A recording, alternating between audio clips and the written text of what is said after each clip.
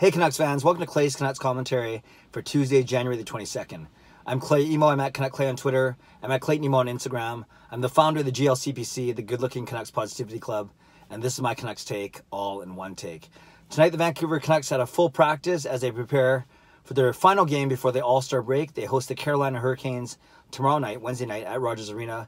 Game number 6 of their 6-game homestand, a homestand that has seen them go 3-0-2 so far. So they have 8 out of a possible 10 points, so a great start to the homestand.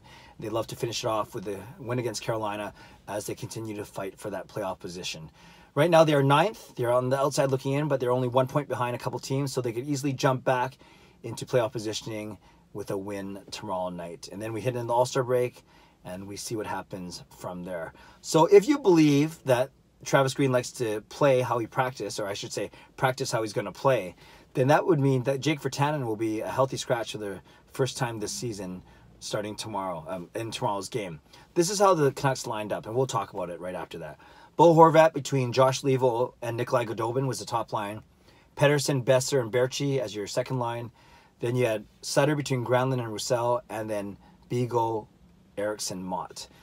Defense pairings the same. Edler, Tanev, Hutton, Stetcher, Pouliot, Goodbranson, with Biega as the extra there. Markstrom and Demko as your goalies.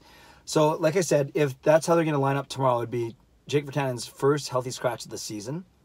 And I'm not too worked up about it. Although Virtanen's one of my favorite players, I have his jersey and everything. And I've told the story many times of sitting with his parents for an exhibition game at the start of last season. I don't think it's a bad thing for a couple of reasons. Number one, when you look at the sheer numbers, if you have 14 healthy forwards, and some teams they carry, on a roster of 21 skaters, sometimes they go 13 forwards, 8 D-men, so there'd be 1 forward, 2 extra D. But the Canucks right now have been going 14 forwards, 7 D-men, so it's 2 forwards and 1 D. So there's going to be 2 extra forwards, and you can't sit the same 2 guys every night, depending on matchups, depending on who's playing well. Of course, minor injuries might come into it, injuries that aren't serious enough to put a guy on the IR list. But, if the Canucks are completely healthy, I think we'd agree Tim Schaller would be number 14 of all the forwards. But then what do you do after that? Nikolai Goudobin has sat for a couple. You could sit, would you sit a Granlund or a Mott? Although Mott brings a lot to the team. We know that Green likes Granlund's versatility. So a lot of issues, or a lot of reasons, I guess I'd say, why we shouldn't get too worked up about this. In a perfect world, all 14 guys are playing well. It's hard to, keep guys out of lineup, and then you kind of rotate them through. I know it's not that simple, of course, in real life. But like I said, if you say Tim Schaller's number 14, the acknowledged number 14, who is your number 13? And Goudobin just had a lot of people were upset that Goudobin got sat. So maybe it is Jake Virtanen's turn to sit. And then we'll see what happens after the All-Star break, if there's any, what the Canucks do when they come back from that break. Jake Virtanen's season, not bad. It's gone up and down, very streaky. 11 goals, 8 assists for 19 points in 50 games. So he's played in every one of the Canucks games so far. Only one of 4 players to do so. By the way, did you know that last year only Henrik Sedin and Michael Del Zotto played all 82 games? And then the rest of the top 5 was Daniel played 81, Jake Virtanen played 75, and Sam Gagner played 74. So it's interesting. 2 of the top 5 guys in games played last year, Del Zotto and Gagner, aren't even with the team anymore. Del Zotto traded, of course, Gagner playing in the minors. But anyways, back to this season. So Jake Virtanen, 19 points in 50 games. So just under, about a point every 2.5 games or so. And he's been relatively consistent up to January, actually.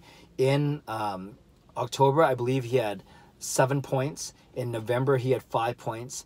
And December, he had 6 points. So those average out to exactly 6 points a month, right? 7, 5, and 6. 18 over the first 3. But in January, he only has 1 point. It's an assist. And so in whatever number of games that the Canucks have played in January, and we're at the end of January, heading the last game, he only indeed has 1 point. So way off his average of 6 points per month. And yes, the Canucks have played a few less games, fewer games this month than they have in the other 3 as they kind of normalize their schedule. But still, 1 point in the entire month isn't going to cut it. He hasn't scored a goal since December 20th against St. Louis. So we're over a month since people have been shotgunning beers. Not me, but others have been shotgunning beers. So, that's another thing. I joked around on Twitter that it's not Shotgun Jake. If he gets scratched tomorrow, it'll actually be Shotgun Break. Thank you very much. So that's all I want to talk about today, really, is the Jake Virtanen thing. I don't think it's a big deal. And like I said, I think the bigger thing is with 14 healthy forwards, someone's got to sit. 2 guys got to sit. And why not rotate a few guys through? So, you know, we might wind up the season with him playing 75 to 80 games still, and that's just fine. He played 75 games last season, as I mentioned earlier. So, Canucks fans, what do you think? Are you worked up about this Jake Virtanen potential scratch? And, you know, tomorrow, Travis Green might dress a different lineup than what he practiced with, and then this whole video would have been for naught. But like I said, he does seem to like to play how he practices, and if that's the case, then look for Jake Virtanen to be a healthy scratch tomorrow night. Are you okay with it? Does it make sense? Is it not a big deal, given it might be only one game heading into a break? Maybe it's a way for him to get a rest or to observe and see what he can work on, extra practice time, whatever the case may be. What are your thoughts on a potential Jake Virtanen scratch? Leave a comment below. I love to read, react, and reply. As always, subscribe if you'd like to, like this video if you'd like to, and a couple more updates for me and before I go down to San Jose on Thursday night. Can't wait. Be there for the All-Star weekend, the game, the skills competition, and it sounds like 1 or 2 after parties, which should be exciting. Maybe I should learn how to shotgun a beer before I go down. We'll see. Anyways, have a great day. God bless, and go Canucks go.